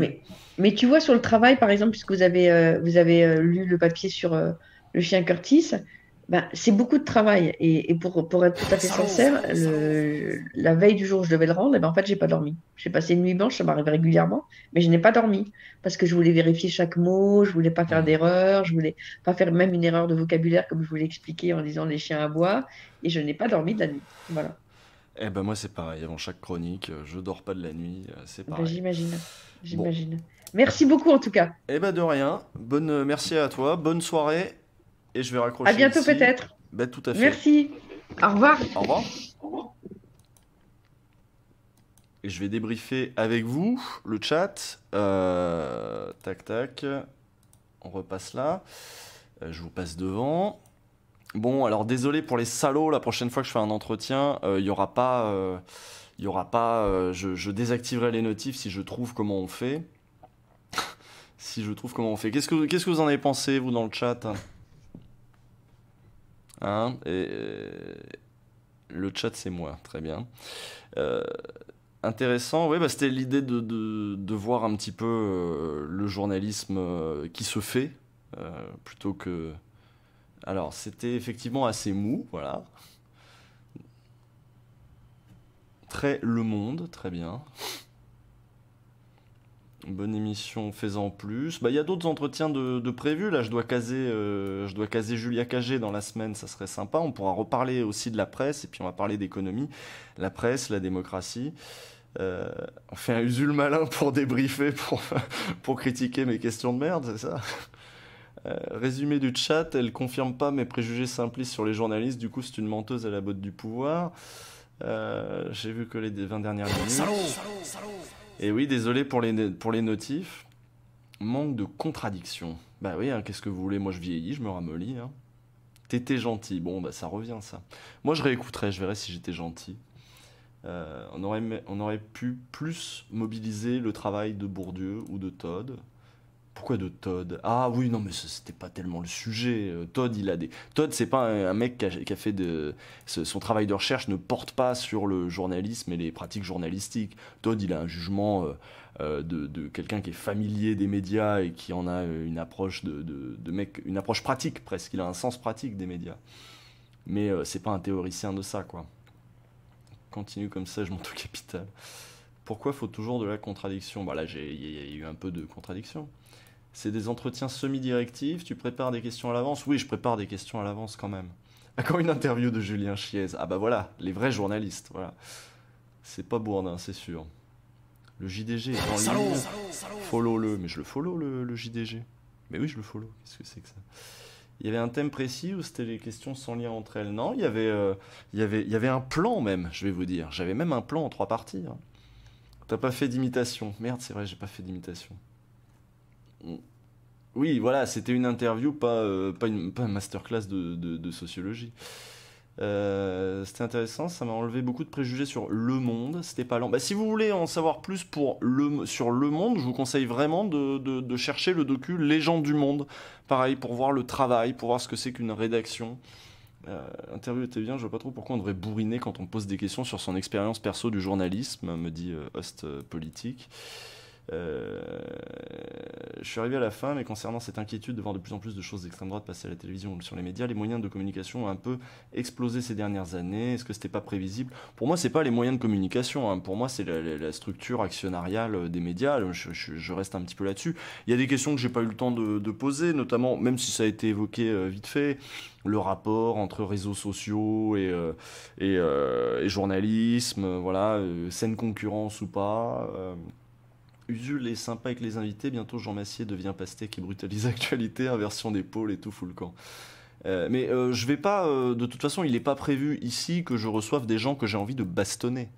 Hein, j'ai plutôt envie de recevoir des gens que j'ai envie de recevoir, fatalement. Salaud. Les plans en 3 parties, c'est les meilleurs. Vu ton intérêt pour la police, pourquoi ne pas inviter David Dufresne? Bah, il y a un OLG dans lequel on avait envoyé notre camarade faire une interview de David Dufresne. On a fait une émission sur un OLG sur médias, gilets jaunes et police, triple mésentente. Et là, on était allé interroger David Dufresne avec nos questions. Il se trouve où le documentaire? Bah, tu cherches, hein, il se trouve en torrent, hein, je pense, par exemple, mais pas que. Où trouver ce docu? Je sais pas. Voilà, je sais pas. Les faits divers, c'est donc pour les journalistes intéressant? Bah oui. Et c'est marrant parce qu'on s'était pas concerté, mais elle en a eu un petit peu la même défense que moi. Alors c'est peut-être parce que j'en ai une défense très convenue. C'est pas improbable aussi. Si vous voulez en savoir plus sur Le Monde, lisez La double dépendance de Patrick Champagne. Oui, alors il y a plein de bouquins si vraiment Le Monde ça vous intéresse, pas seulement la rédaction telle qu'elle est aujourd'hui. Là on a eu le point de vue d'une journaliste. Il est intéressant aussi d'avoir le point de vue du Monde au fil un point de vue un peu extérieur sur Le Monde au fil des années, mais elle ne pouvait pas nous le donner, c'est pas son travail, elle n'était pas placée pour nous le donner. Mais il y a eu des enquêtes sur Le Monde et il y a plusieurs bouquins sur Le Monde si vraiment la question de ce quotidien de référence vous intéresse et si vous avez envie de creuser. Quoi d'autre? En tout cas, avec les futures interviews, ça s'annonce bien l'avenir de Tachem. Peut-être un peu plus contradictoire, mais sinon, on continue comme ça. Mais encore une fois, c'était pas. Ah oui, on a fait un OLG sur les faits divers. Ouais. Encore une fois, l'idée c'était pas de la défoncer, mais d'apprendre des trucs. Je pense que par exemple ce qu'elle nous a dit sur comment elle avait recueilli les propos d'Agnès Buzyn, voilà, ça c'était au début. Ce qu'elle nous a dit sur Alexandre Benalla, enfin l'affaire Benalla, son entretien à la DGSI, etc. Ça c'était des choses intéressantes. J'avais pas besoin de lui rentrer dedans là-dessus, quoi. J'aurais aimé une relance sur la non-censure du Monde, mais ça sert à rien. Ça sert à rien. Les journalistes, en général, se sentent libres. Enfin, en tout cas, aiment se sentir libres. Je veux dire, ils perdraient. Vous tomberez très rarement sur un journaliste qui va vous dire je ne suis pas libre. Ça n'existe pas. D'abord parce qu'il se figure comme libre de toute façon. Et puis que même s'il est pris au milieu d'un système de contraintes, etc., il faut au moins qu'il ait le sentiment de sa liberté pour pouvoir faire de son travail quelque chose qui est vivable pour lui, j'ai l'impression. Donc je pense que dans ce cas-là, ça servait pas à grand-chose, en effet, de lui opposer de la sociologie ou de je sais pas quoi. Même si on a parlé voilà, de l'homogénéité, de l'endogamie au monde. On aurait pu même revenir d'ailleurs sur le fait que qu'ils se soient tous rassemblés là dans un grand bâtiment. Le Monde a déménagé, hein, vous savez, et elle en a parlé. Voilà, ils sont avec Télérama, ils sont avec quelques autres.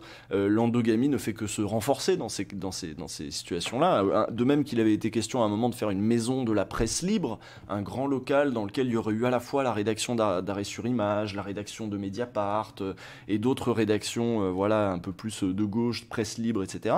Et moi, je trouvais que c'était pas non plus nécessairement une bonne idée, spécialement pour ces questions d'endogamie, quoi. L'idée que bah, du coup tout le monde va fumer sa clope en bas et puis finalement ça va être les mêmes gens qui vont avoir les mêmes sujets de conversation et puis que voilà il va peut-être y avoir une homogénéisation après même du ton global. Donc ça aussi on aurait pu en parler, mais bon j'avais pas non plus 3 heures et mon but c'était pas de la convaincre de quoi que ce soit, c'était qu'elle puisse vous dire des trucs intéressants et je crois que ça a pu être fait. Et puis les contraintes ne sont pas forcément explicites ou perçues comme venues directement de l'actionnariat. C'est ça, c'est un système, c'est plus large que ça. Et puis au-delà ce dont elle a parlé par exemple, c'est de ce climat-là avec CNews, Bolloré, les journalistes qui valent entre Valeurs Actuelles, Europe 1 et d'autres journaux. Voilà, il n'y a pas que Le Monde et les relations de dépendance du Monde avec ses apporteurs de capitaux, il y a aussi comment l'écosystème global du truc, l'économie des idées, l'économie des arguments, des idées, des emplois aussi, fonctionne et structure aussi un champ dans lequel on peut dire des choses et il y a d'autres choses qu'on ne peut pas dire. Elle a quand même dit elle a concédé aussi que c'est vrai que le Monde avait été à la bourre sur la question des violences policières, elle nous l'a concédé. Voilà, intéressant comme point de vue. Je conseille aux chatteurs qui croient pas les journalistes quand ils disent on n'est pas censuré de regarder cette émission d'Arrêt sur Image. Oui, Julia Cagé cette semaine. Non, mais les violences policières ou leur non-couverture par les médias, ça remonte pas à 2019. Non, c'est vrai, non, t'as raison. T'as raison. Donc pour que la profession change de paradigme, en même temps que la population, il y avait forcément de l'inertie. Ouais. Le rôle de la formation, des écoles de journalisme, le tropisme urbain bourgeois, elle est revenue sur la formation et en disant que il y avait en effet un rôle normatif un petit peu dans les écoles de journalisme et que d'autres parcours, elle a dit deux choses, c'est-à-dire qu'à la fois d'autres parcours en journalisme étaient souhaitables et aussi qu'ils étaient plus difficiles, et peut-être même plus difficiles que jamais. D'ailleurs, si on rapporte ça à la tension sur le marché du travail dans le journalisme, c'est encore plus vrai maintenant. Donc ça, on en a parlé finalement. Et puis Ariane Chemin a une position privilégiée au sein de la rédaction. Je ne sais pas si un pigiste aurait autant de liberté. Oui, bah ça aussi, elle l'a dit. Elle a dit une pigiste de 22 ans n'aurait pas pu sortir l'affaire Benalla. Ariane Chemin est quand même là depuis longtemps. Son nom est connu, respecté par un certain nombre de gens dans le milieu. Sans oublier l'endogamie parisienne. Oui, aussi, oui. C'est pas Ruffin qui avait fait un bouquin sur les écoles de journalisme? Si, ça s'appelle les petits soldats du journalisme. C'est ça. La partie sur les chiens me chagrine. Mon interprétation chasse à court égale pouvoir argent égale pincette. Tout son discours sur le sujet. Bon, là, je comprends pas tellement le propos. J'ai été surpris par sa réponse sur Taboua. C'est Gaspard Glantz. Elle a d'abord répondu en disant que c'était pas des concurrents, ce qui n'était pas la question. Écoutez, vous venez... Moi, je viens avec mes questions, je viens avec ses réponses, hein, comme disait l'autre. Et donc, à quand une interview de Jospin? Oui, bah oui. C'est quoi ce prix Albert Londres? C'est un prix pour les journalistes.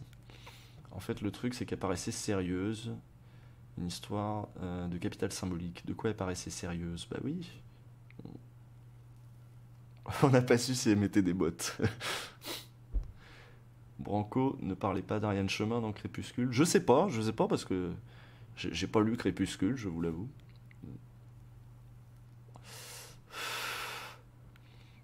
Si j'ai bien compris que la journaliste avait fait Sciences Po, j'ai trouvé son point de vue plutôt dépolitisé. Ouais. Est-ce que quelqu'un peut cider les gens du monde sur Ictorrent? C'est long. Voilà, si vous avez les gens du monde, n'hésitez pas à cider pour Ictorrent. Moi j'ai lu Crépusco, ouais, très bien. Bon, on va s'arrêter là pour ce soir. Moi je suis fatigué, hein, je vous avoue. J'avoue, moi j'ai fait nuit de montage et tout. J'ai fait une petite sieste après-midi vite fait, mais il y avait toujours niveau journalisme là, il y avait Jean Massier qui est descendu à Lyon pour recevoir un prix, je sais pas quoi, parce que monsieur reçoit des prix. Et donc du coup on a déjeuné ensemble ce midi, donc j'ai pas pu faire une sieste aussi longue que d'habitude. Donc je suis un petit peu éclaté, et puis ça, plus la préparation du live, du stress, et puis bah, je bosse aussi demain, hein, on fait le prochain OLG aussi. À quand ton prochain stream? Je sais pas, mais en tout cas, vous avez vu que là, je suis sur le planning, hein. Tiens, je vais profiter que vous êtes là pour vous remontrer le planning, et que j'ai l'écran en grand. Voilà, lundi soir, vous voyez, hop, c'est très rouge. Ça veut dire que normalement, le lundi soir, il y a un stream. Pas toujours une interview, mais le lundi soir, il y a un stream. Peut-être demain après-midi, peut-être jeudi après-midi, normalement vendredi après-midi, peut-être vendredi soir et peut-être samedi après-midi. Donc il y a beaucoup de peut-être, mais au moins vous avez le champ des possibles là. Le champ des possibles qui est plutôt là. Genre jamais le mercredi, ça c'est certain, et jamais le dimanche, par exemple. Mais les autres jours, bon bah les autres jours c'est à ma convenance, mais avec une petite base. Normalement le lundi soir il y a quelque chose. Voilà, en gros, le planning maudit. Tu sors tes OLG super tôt depuis la rentrée. Je les sors pas super tôt, je les sors à l'heure. Parce qu'on a été rappelé à l'ordre en mode... Mais parce qu'à la fin de la saison dernière, en fait, on était un peu claqué entre le confinement et les confinautes aussi. On s'était rajouté de la masse de travail, ce qui faisait prendre du retard à OLG. Là, on a OLG et les streams. C'est plus gérable que OLG et les confinautes 3 fois par semaine, je sais pas quoi. Un point espion chinois? Non, faudra revenir pour le point espion chinois. En tout cas, merci à vous d'avoir suivi ça. J'espère que ça vous a paru intéressant. Je vais vous envoyer quelque part, manifestement. Qui c'est qui fait quoi, là? Hein? Qui c'est qui fait quoi?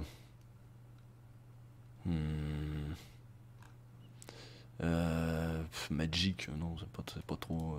Il y a personne qui est en mode discussion. Il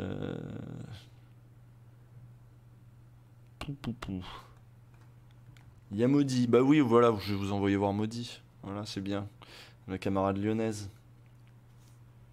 Il y a Jean Massier qui se caresse avec son prix. Non, mais il me dit, si tu veux, on boit un coup après.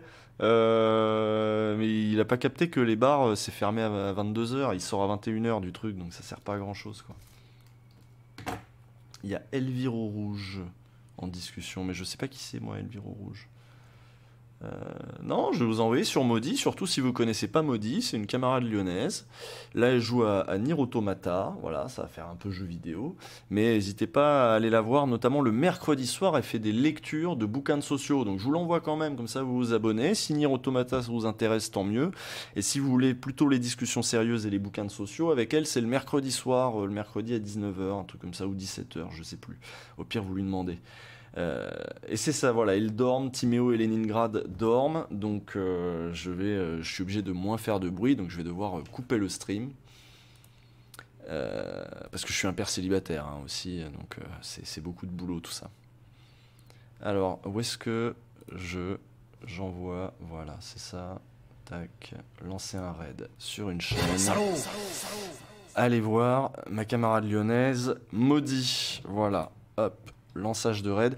Merci à tous ceux qu'on sub et toutes celles qu'on sub aussi, que j'ai pas pu remercier un par un parce que déjà que les alertes c'était chiant, mais si en plus j'avais dû interrompre Ariane à chaque fois en mode merci machin, déjà merci que les alertes, ah merde ta gueule.